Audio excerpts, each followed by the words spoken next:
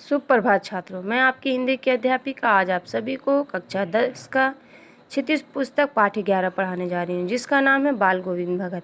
ये रामवृक्ष बेनीपुरी द्वारा लिखित एक कहानी, एक रेखा चित्र है। तो आइए जानें कि प्रस्तुत पाठ एक रेखा चित्र है। इस रेखा चित्र के माध्यम से लेखक ने बाल गोविंद भगत के रूप में एक ऐसे अनूठे चरित्र की चर्चा की है जो अपने आप में मनुष्यता, लोक जीवन और सामूहिक चेतना का प्रतीक पुरुष है।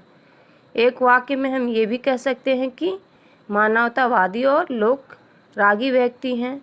बाल गोविंद भगत भारत की जीवंत गवई संस्कृत का नायक और उसका संवर्धन करने वाला जमीन से जुड़ा चरित्र है। कबीर के संतत्व में आस्था रखने वाला यह व्यक्ति है जिसने कबीरी ठाठ में अपना जीवन जिया है। तो अब आइए जानें बाल गोविंद भगत के बारे में कवि हमें क्या बताना चाह रहे हैं। तो जैसा कि हम जानते हैं कि एक रेखा चित्र है, तो इसके माध्यम से कवि हमें बाल गोविंद भगत के बारे में बताना चाह रहे हैं। तो प्रस्तुत अंश में बेनीपुरी जी ने उस व्यक्ति का जिक्र किया जिसका नाम बाल गोविंद भगत है। उसकी कदकाठी और शारीरिक बनावट का जिक्र करते हुए लेखक ने बाल गोविंद भगत के पहनावे की आदि की चर्चा की है। वे बिल्कुल कबीरी वेशभूषा में रहा करते थे और माथे पर चमकदार चंदन धारण करते थे। बाल गोविंद भगत कबीर को अपना साहब मानते थे, गृहस्थ थे। इस कारण सादगी, सरलता और निष्कपटता तथा संतोष के गुण से संपन्न थे। प्रायः कबीर के पदों का सुंदर गायन भी किया करते थे।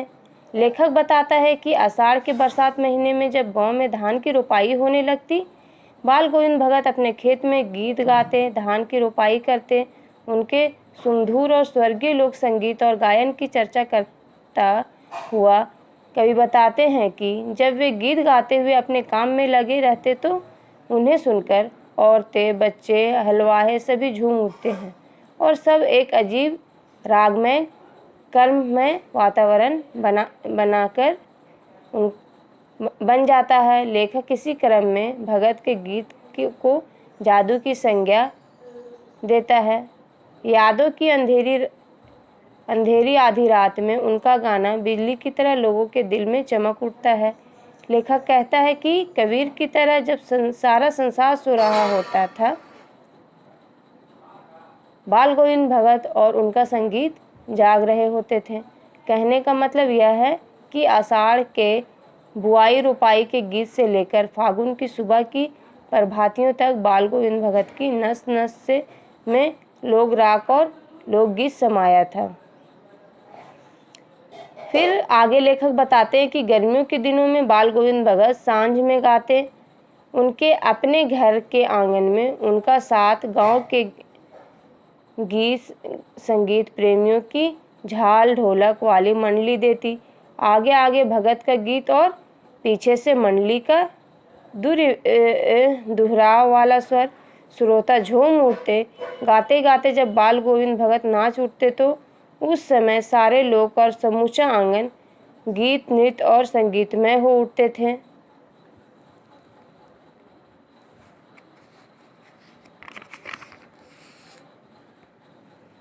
लेखक बताता है कि बाल गोविंद भगत के इकलौते बेटे की मृत्यु हुई, तब सामाजिक मान्यताओं और रूढ़िवादियों को दरकिनार करता उनका कबीरी व्यक्ति सामने आया। वे बेटे के शव के पास बैठकर गाते रहे।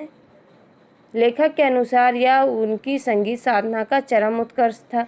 वे अपनी पतोहू को मृत्यु पर शोक मनाने और रोने की जगह उत्सव मनाने को कह रहे थे। वास्तव में मृत्यु मानव जीवन का सबसे बड़ा और अंतिम महोत्सव है। भगत के शब्दों में मृत्यु के पश्चात आत्मा का परमात्मा से मिलन और चिर विरहिणी का अपने प्रेमी से मिलना हुआ। भगत ने कबीर को साक्षात जीवन में उतार कर रख दिया। लेखक के अनुसार भगत का यह चरम विश्वास था कि सदैव मृत्यु पर विजय होता है।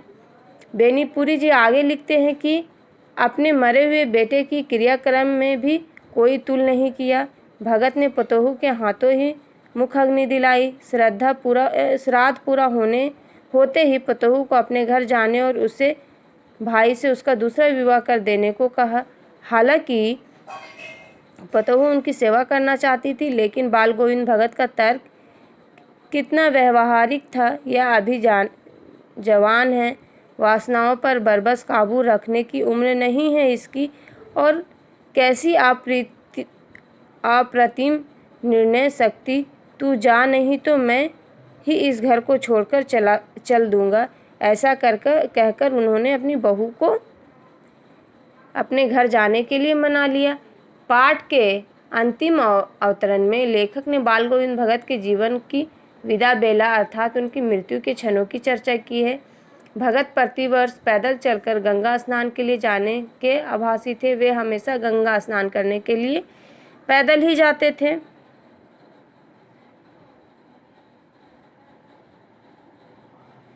और उनकी टेक वही पुराने साधु को संबल का हक नहीं, गृहस्थ भिक्षा क्यों मांगे, इच्छा केवल अधिक लोक दर्शन और संत समागम की। लौटे तो तबीयत गड़बड़ थी, लेकिन दैनिक क्रियाकलापों में लगे रहे। संध्या के गीत गाकर सोए तो सोए ही रह गए। भोर में तेन तैकते भुज्जी था का जीवन जीने वाले भगत के प्राण पखेरु उड़कर अपने परम प्रेमी परमात्मा का संसर्ग प्राप्त कर चुके थे। तो इस प्रकार लेखक हमें बताना चाहते हैं कि किस तरह से वो गृहस्थ होकर भी एक सन्यासी का जीवन जीते थे, एक कबीर पंथी बन चुके थे और पूरी तरीके से वो कबीरी जीवन जी रहे थे। तो लेखक का कहने का अर्थ ये है कि जब उनके पुत्र का देहांत होता है तो वो उसमें शोक नहीं मनाते हैं, उसमें भी वो उत्सव मनाते हैं, क्योंकि उस वक्त आत्मा का परमात्मा से मिलन हो रहा था। तो उस चीज़ को वो शोक नहीं मनाते, क्योंकि ईश्वर ने जो दिया उसे लेने का पूरा हक है। तो उम्मीद करती हूँ कि आप सभी को ये पाठ अवश्य समझ में आया होगा। धन्यवाद।